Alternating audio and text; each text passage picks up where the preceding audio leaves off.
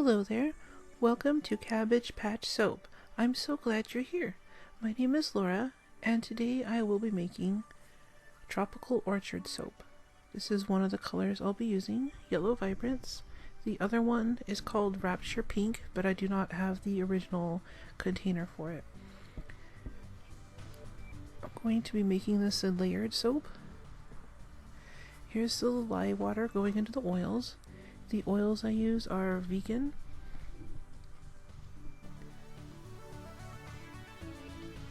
I'm just going to blend this together. I'm again using a new fragrance that I haven't tried before, so I don't know how it's going to perform in the soap. So I don't want to overmix the batter. So here I'm just dividing it roughly in half. Since the containers are different sizes, it's not always obvious where the middle mark is. But it works out in the end. After all, even if it's not perfect, it's still soap when you're done. So here's the yellow going in.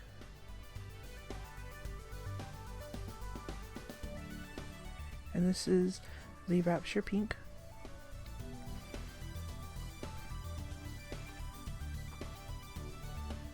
And I'm just going to blend this in.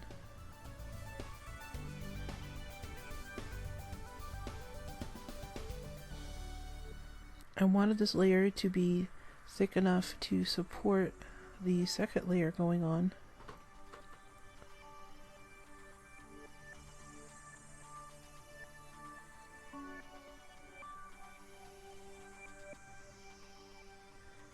So I'm going to mix in the fragrance. This is called Lala. It has a very fruity and floral fragrance. It smells really good. It's hard to describe, but it has different fruit scents such as watermelon, mandarin, and passion fruit. There's a little bit of a green note in there, and some florals. It has a beautiful floral, flowery, and green scent. It's a very uplifting and happy fragrance.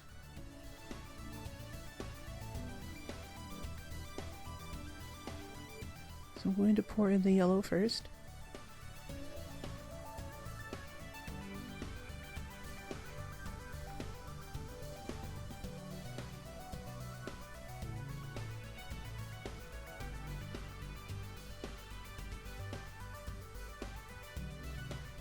Then I'm going to tap it a little to release some air bubbles and also to help level out the top.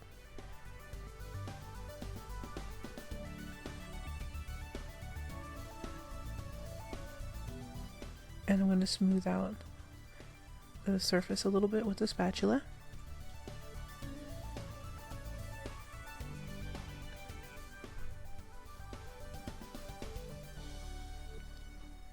I'm going to put a mica line on here.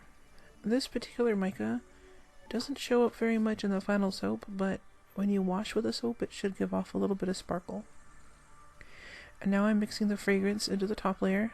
Because of the florals in the fragrance, I was concerned it would accelerate the soap, and that's why I didn't stick blend it. I wanted it to stay fluid enough to pour on top, which it did.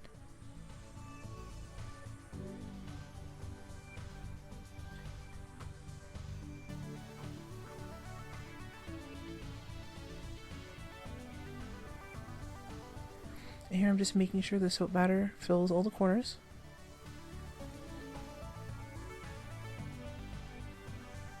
And I sped up this footage because it wasn't very exciting to watch. But basically what I'm doing is mounting the soap batter up on one side and then sculpting it into kind of like a peak, like a mountain peak on one side, because I wanted the soap to have some dimension on top.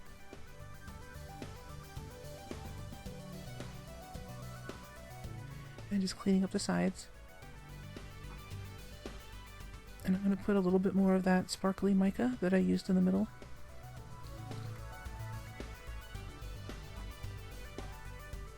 It gives it a really nice mirror-like sheen. I really like this one. And I'm going to use a fork to make lines on one side of that slope.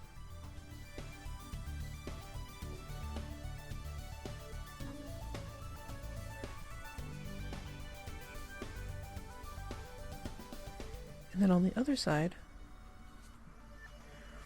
I'm going to use this flour cookie cutter I have. The alcohol was there to spray it initially. And this is just to put a little stamp. So it stamps through that mica into the soap layer and leaves a mark like a flower.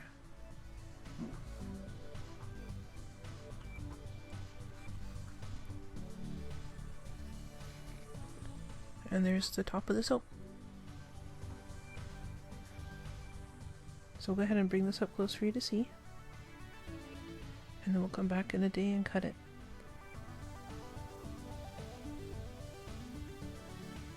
Here we are the next day.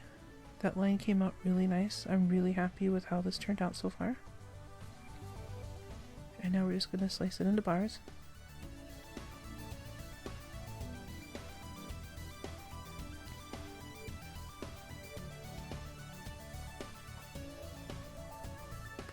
I'm just making sure that it's centered.